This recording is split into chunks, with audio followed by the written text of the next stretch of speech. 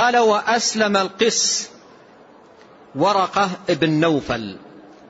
وكنا عرفنا أن ورقة ابن نوفل تجمعه قرابة بخديجة زوج النبي رضي الله عنها وصلوات الله وسلامه عليه. فقس بن نوفل ابن عم خديجة، وكان رجلا قد تنصر في الجاهلية وقرأ الإنجيل، تنصر في الجاهلية وقرأ الإنجيل واطلع اطلاعا واسعا على ما في الإنجيل واعتنق النصرانية. وأدركه هذا البعث، بعث النبي عليه الصلاة والسلام، على كبير سن وعمى بصر أيضا، كان كبير سن وأيضا أعمى البصر. فأدركه الإسلام شيخا كبيرا قد عمي.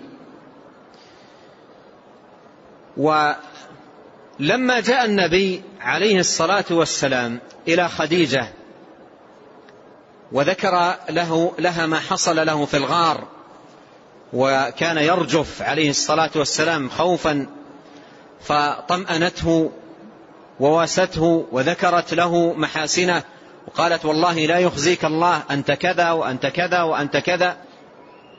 أخذته إلى ورقة بن نوفل وذكروا له ما حصل للنبي عليه الصلاة والسلام. فلما ذكر له ذلك قال ورقة: هذا الناموس الأكبر، هذا الناموس الأكبر الذي أنزله الله على موسى، قال: ليتني فيها جذعا، لأن هذا الكلام أدركه وهو كبير في السن وقد عمي. قال: ليتني فيها جذعا. وتمنى، يقول ابن كثير: وتمنى أن لو كان جذعا أي شابا طريا صغيرا حتى يبدأ هذه الدعوة من أولها. فتمنى أن يكون لو أدركه الإسلام وهو شاب طري في أول شبابه حتى ينصر هذا الدين. وصدق بالرسول عليه الصلاة والسلام وبأنه نبي، وقال: هذا الناموس الذي أنزل على موسى. ولهذا قال ابن كثير: وصدق بما وجد من وحي الله، صدق بما وجد من وحي الله. وتمنى أن لو كان جذعا، وذلك أول ما نزل الوحي. ولهذا عد رضي الله عنه وأرضاه في الصحابة، لأنه أدرك النبي عليه الصلاة والسلام وآمن به صدق بالرسول عليه الصلاة والسلام وآمن بأنه رسول وأنه من عند الله وأن هذا هو الناموس الذي ينزل على موسى، صدق بذلك. ولكنه كما قال ابن كثير رحمه الله وغيره من أهل العلم توفي بعد هذه القصة بقليل، توفي بعد هذه القصة بقليل، يعني لم يدرك التفاصيل التي جاءت في شريعة الإسلام، وإنما أدرك أول الإسلام وصدق وآمن. وقد ذكره الحافظ بن حجر في القسم الأول من الإصابة، وقال: ذكره الطبري والبغوي وابن قانع وابن السكن وغيرهم في الصحابة، فهو رضي الله عنه وأرضاه معدود في جملة أصحاب النبي الكريم صلوات الله وسلامه عليه ورضي الله عنهم أجمعين. ثم نقل الحافظ بن كثير رحمه الله تعالى حديثا في فضل ورقة بن نوفل، حديثا رواه الترمذي أن رسول الله صلى الله عليه وسلم رآه في المنام في هيئة حسنة، أن رسول الله صلى الله عليه وسلم رآه في المنام في هيئة حسنة. وجاء في حديث أن رسول الله صلى الله عليه وسلم قال: رأيت القس أي ورقة بن نوفل عليه ثياب بيض، وهذا رواه أحمد والترمذي وإسناده فيه كلام، ضعفه العلامة الألباني رحمه الله تعالى، لكنه ثبت في المستدرك للحاكم وصححه ووافقه الذهبي وصححه الألباني من حديث عائشة أم المؤمنين رضي الله عنها أن النبي صلى الله عليه وسلم قال: لا تسبوا ورقة فإني رأيت له جنة أو جنتين. وهذا الحديث ثابت، وفيه شهادة النبي عليه الصلاة والسلام لورقة بالجنة. وورقة كما عرفنا ورقة بن نوفل لم يدرك من الإسلام إلا أوله، ولم تأتي بعد تفاصيل الشرائع وأحكام الدين، كل ذلكم لم يأتي بعد. فحظه من الإسلام هو إيمانه بأن هذا الرسول حق، وأنه مرسل من رب العالمين، وأن الدين الذي جاء به حق وصدق. وأيضا تمنى لو أنه كان في هذا الإسلام أدرك هذا الإسلام شابا طريا لغرض نصرة هذا الدين ومؤازرة الرسول الكريم صلوات الله وسلامه عليه.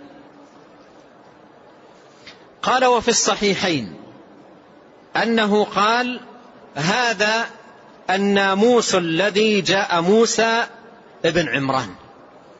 هذا الناموس الذي جاء موسى ابن عمران لما ذهبت به خديجة إليه، فقص عليه رسول الله صلى الله عليه وسلم ما رأى من أمر جبريل عليه السلام.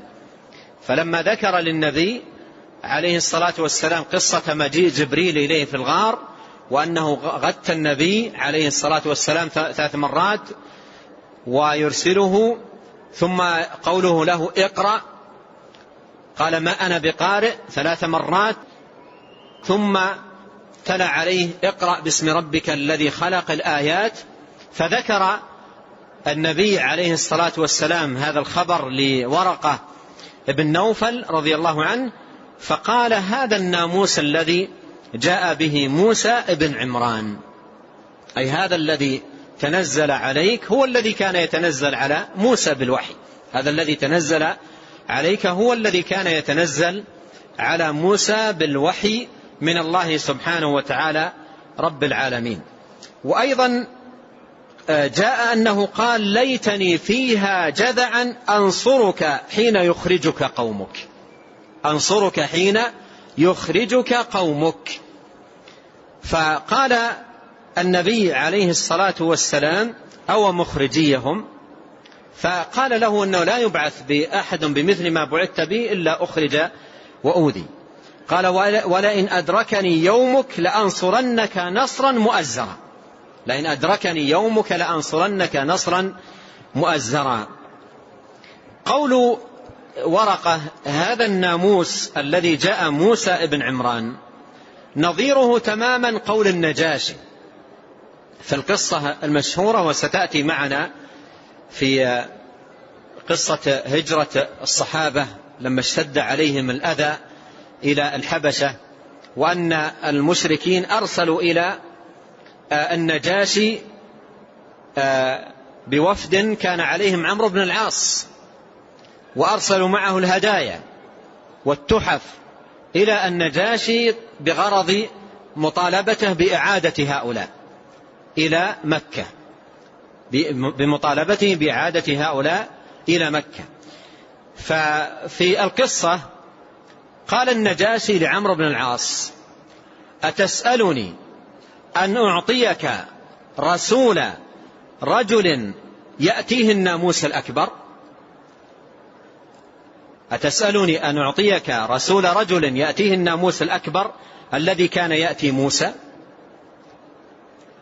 فهذا كلام النجاشي مطابق. قرأ النجاشي الإنجيل، وورقة أيضا قرأوا الإنجيل، وعرفوا أن هذا هو الذي بشر به عيسى عليه السلام بالإنجيل، وأدركوا أنه نبي حق مرسل من رب العالمين. ثم إن النجاشي نصح عمرو بن العاص نصحه ألا يفوت على نفسه الفرصة باعتناق هذا الدين. النجاشي نصح عمرو بن العاص، ثم إن عمرو بن العاص رجع وقد بيت النية على أن يدخل في هذا الدين، وبداية دخوله في الدين أن النجاشي نصحه بذلك، ولعل القصة تأتي معنا لاحقا في موضعها إن شاء الله.